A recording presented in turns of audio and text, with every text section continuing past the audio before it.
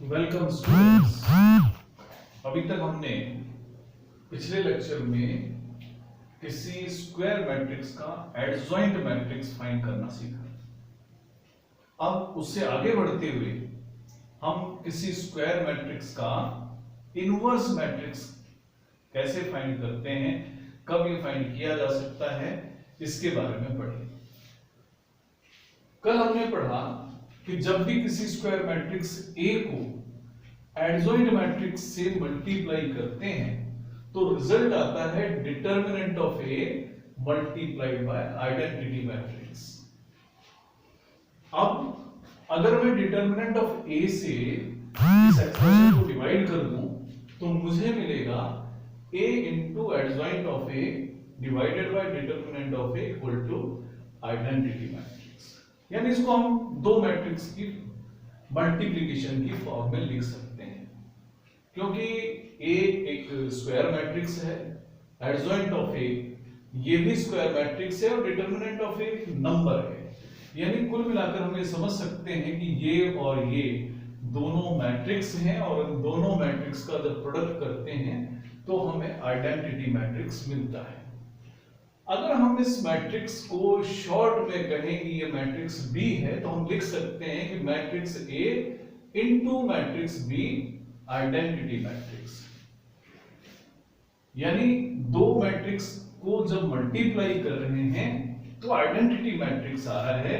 यानी B matrix इसके बराबर हम लिख रहे हैं adjoint of A divided by determinant of A. इसका मतलब हुआ कि ये दोनों ए और बी एक दूसरे के इनवर्स मैट्रिक्स हुए, यानी कि बी ए का इनवर्स ही है।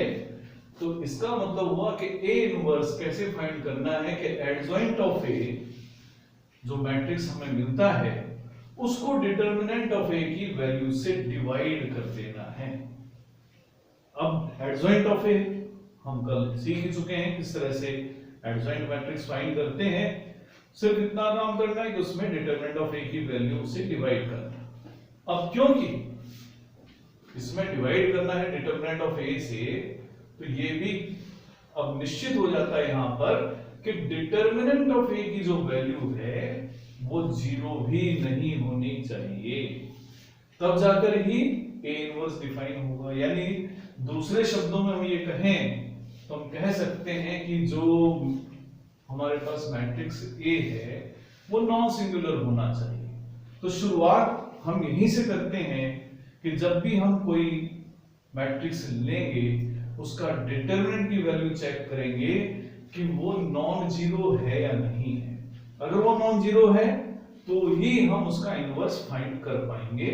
तो मैं एग्जांपल के लिए एक क्वेश्चन ले रहा हूं, हमारा समय बच जाए इसलिए हमने इसको आज पहले लिखा है। एक मैट्रिक्स में ले रहा हूं ए 1 2 -2 -1 3 0 0 -2 1। ये एक स्क्वायर मैट्रिक्स है और हमसे कहा गया है कि हम इसका इनवर्स फाइंड करें। सबसे पहला काम हमें चेक करना है कि इससे जो डिटरमिनेंट बनेगा उसकी वैल्यू जीरो है या नॉन जीरो। तो हम डिटरमिनेंट ऑफ ए की वैल्यू निकालेंगे। डिटरमिनेंट ऑफ ए की वैल्यू निकालना हमें आता है, तो इसकी वैल्यू होगी 1 इंटू 3 -2 और 0 1 वाला को वेक्टर लेंगे तो 3 -0 -2 -1 -0 और -2 के साथ होगा 2 -0, यानी 3 + 2 -4। तो 5 -4 यानी कि 1। हमारा इंटरेस्ट ये है कि कहीं ये जीरो तो नहीं है। अब ये नॉन जीरो जब आ जाता है तो हम कहते हैं कि ए एक नॉन सिंगुलर मैट्रिक्स है और इस कारण से ए इनवर्स एग्जिस्ट भी करेगा। अब जब ए इनवर्स एग्जिस्ट करेगा तो अब हमारा अगला कदम होगा कि हम adjoint matrix of A find करने के लिए हम सारे कोफैक्टर्स कैलकुलेट करेंगे। हम सभी एलिमेंट्स के कोफैक्टर कैलकुलेट करेंगे। a11 का जो 3 आएगा, a12 1 आएगा, a13 2 आएगा, A21 2 आएगा, A22 1 आएगा, A23 2 आ जाएगा, A31 6 आ जाएगा, A32 2 आ जाएगा, A33 की वैल्यू 5 आ जाएगी। इसमें हम ज्यादा समय इसलिए नहीं लगा रहे हैं क्योंकि एडजॉइंट मैट्रिक्स हम कैसे फाइंड करते हैं ये हम पिछले लेक्चर में सीख चुके हैं। इसके बाद में हम एक ऐसा मैट्रिक्स बनाते हैं जो इन सारे कोफैक्टर की हेल्प से बना हुआ हो।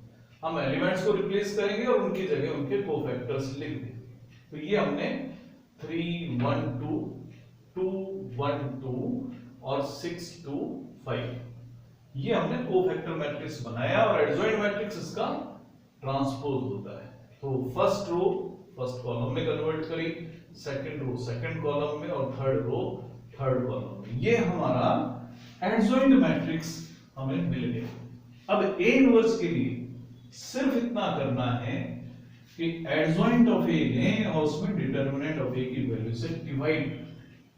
अब यहां डिटरमिनेंट ऑफ ए 1 है, 1 लिखें और उस मैट्रिक्स को एज इट इज लिख दें। अगर यहां 10 होता तो 10 से डिवाइड करने के लिए सिर्फ यहां 10 बाहर लिखना है, आपको अंदर मल्टीप्लाई करने की आवश्यकता नहीं है। जो भी नंबर आए उसको सिर्फ आप बाहर लिखकर छोड़ दें, अंदर आप मल्टीप्लाई करके दिखाएं, ऐसा आवश्यक नहीं है। तो ये था तरीका किसी मैट्रिक्स का इनवर्स फाइंड करने का। इसमें जो आपको बातें ध्यान रखनी है वो ये है, पहली बात कि मैट्रिक्स ए के साथ में डिटरमिनेंट ऑफ ए दोबारा से लिखना चाहिए।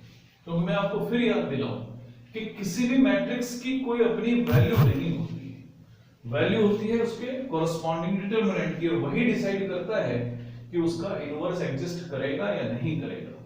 ज्यादातर बच्चे ऐसी कोशिश करते हैं कि इसी मैट्रिक्स से सीधी वैल्यू निकाल देते हैं, जो कि थ्योरेटिकली गलत है। उसके बाद में कई बच्चे कोशिश करते हैं कि ये कोफैक्टर सीधे लिखते हैं 3। आप ऐसे ना लिखें, आपका समय उतना ही लगना है, आप उसको लिखकर दिखाएं और फिर उसका इनवर्स फाइंड कर लें। अब बच्चे के मन में ये भी डाउट रहता है कि हमने ये जो इनवर्स निकाला है ये सही भी है या नहीं है, तो इसका वेरिफिकेशन भी हम कर सकते हैं। इसके लिए हम क्या कर सकते हैं कि जो भी हमें मैट्रिक्स ए दिया जाता है हम उसका और ए इनवर्स का प्रोडक्ट कर लेते हैं। तो वो अगर आइडेंटिटी मैट्रिक्स आ जाएगा तो हमारा इनवर्स ठीक है। तो मैं यहां इसका वेरिफिकेशन करता हूं कि क्या इनका प्रोडक्ट आइडेंटिटी मैट्रिक्स आएगा, तो मैं ए और ए इनवर्स का मल्टीप्लिकेशन करता हूं। तो a इंटू ए इनवर्स में फाइंड कर रहा हूं। a मेरे पास पहले लिखा हुआ है, a इनवर्स मैंने फाइंड करा है 3 2 6 1 1 2 और 2 2 5। हम करते हैं इनका प्रोडक्ट। तो 1 इंटू 3 यानी कि 3 प्लस 2 माइनस 4। अब A12 row first column second 2 plus 2 minus 4। 1 3 के लिए फर्स्ट रो इसकी थर्ड कॉलम इसका 1 इंटू 6 यानी 6 प्लस 4 माइनस 10। अब सेकंड रो ले रहे हैं, second row first column minus 3 plus 3 plus 0 minus 2 plus 3 plus 0। अब 2 3 के लिए